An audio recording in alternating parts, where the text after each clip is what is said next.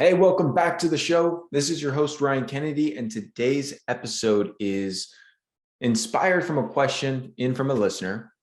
Question goes, I am a huge coffee lover. I hear that. But lately, it's been far too stimulating for me. I'm switching over to tea for a while, and I'm curious to know what the best teas are to consume, different types, different varieties, and what to look for in a tea, and any of your favorite recommendations. Thanks. Awesome question. I'm a huge fan of coffee. I'm a huge fan of tea. I am a huge fan of all sorts of morning beverages.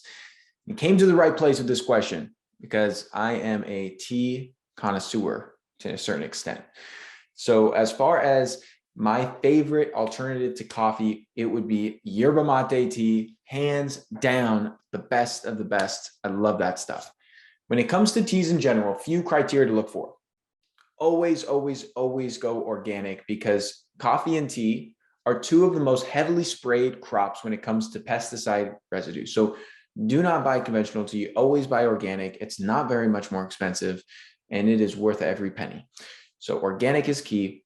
Next is I like to go loose leaf tea, with the rare exception if I'm needing some tea bags for like travel or camping where I want it to be a little more convenient. In those scenarios, bag tea is obviously appropriate. But if you're going to be making something daily, you're going to be using it at home all the time, why waste all those little tea bags? It just seems wasteful to me. And some of them are bleached with crap and chemicals that you don't really want in your beverage. So they do make natural tea bags, by the way. It's not like all of them are bad. But I always go loose leaf. And I like to brew it in a French press. So I'll put my loose leaf into the glass craft, pour in my hot water, let it stir around, steep for 5-6 minutes, press the loose leaf down to the bottom and pour it out. Same way I would prepare my coffee. And then I have a cold brew thing that's pretty sweet. And this is a glass craft that you could add your loose leaf tea, your filtered water, put it on, leave it in the fridge for a day or two. And now you got cold brew tea. Another really good option for making it conveniently, especially in the summer where hot teas may not be the greatest thing. So those are my two routes of making tea. That is like my criteria as far as all herbal teas. Organic and loose leaf is always going to be your best bet. Now on to the Yerba Mate. I am going to put the link to my favorite product, my favorite brand, Yerba Mate. It's called US Wellness Naturals, I believe. And you can buy a pound of this stuff on Amazon for like 18, 19 bucks, which will last you a very long time. And it is the perfect morning beverage for sustained energy and focus. And it has a lot of health promoting properties. It's chock full of different micronutrients, different compounds that are actually very supportive to longevity. A while back, I interviewed a longevity expert, Dr. Sandra Kaufman, on my podcast, and she's really notarized for her Kaufman protocol, which is this very extensive supplementation and protocol, mainly around supplementation protocol for longevity, for anti-aging, for increasing your health span. And one of the things she really brought to my attention was the longevity promoting qualities of Yerba Mate tea specifically, and how it has these certain constituents that work on different pathways and really help to slow the aging process and promote longevity. Simple as that. I don't know about you. I want to live a long, healthy life. I love life. I want to enjoy as much time as I can in this human experience. So that is a huge benefit to me. It also is less harsh on the central nervous system and adrenal glands than coffee, Yerba Mate. So what I'm speaking about specifically, it has a little bit less caffeine than coffee, but what makes it less harsh is that it's not truly caffeine that's in mate. It's an analog called matein.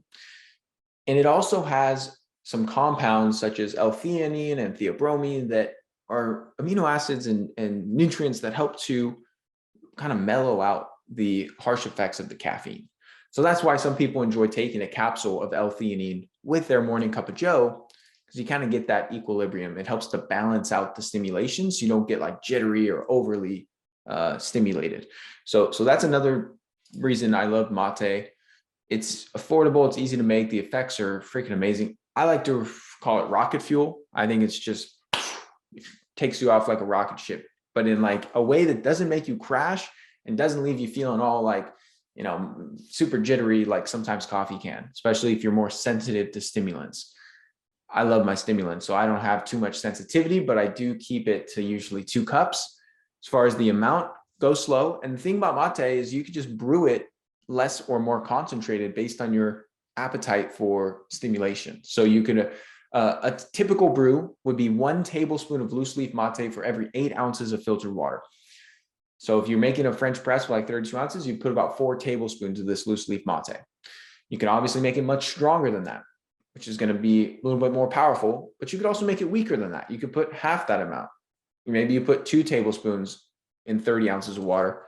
That's going to be much, much weaker if you're concerned about overstimulating your nervous system and you're very sensitive to caffeine.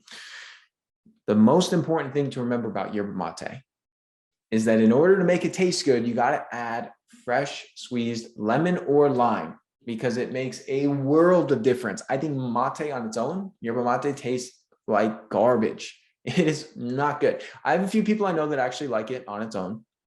Rare exceptions. It's very earthy. It's very just kind of got these herbal notes on the flavor profile that, for me at least, I'm like, I'm not about that straight mate life. I like to add some citrus because the sourness in the citrus completely masks that herbally taste that is just no bueno and makes it taste like a sour, delicious beverage. And the fresh lemon or lime add a lot of benefits to the mate. So you're accelerating the health benefits by adding some citrus, plus the taste. It's a no-brainer, folks. That's my number 1 option.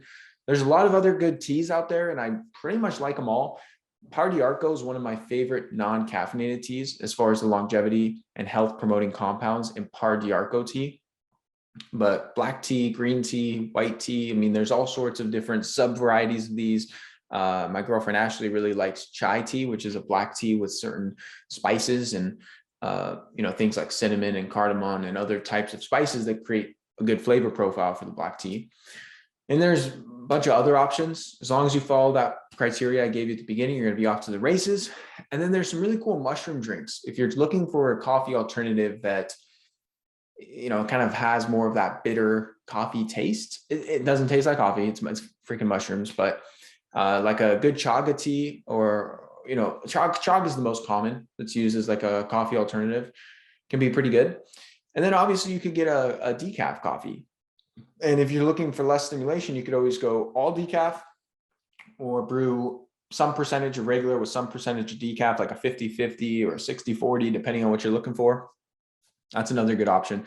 Just make sure the decaf coffee is organic and Swiss water processed.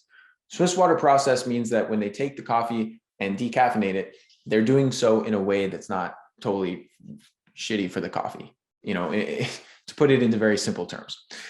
That is all I got for you today on the tea front.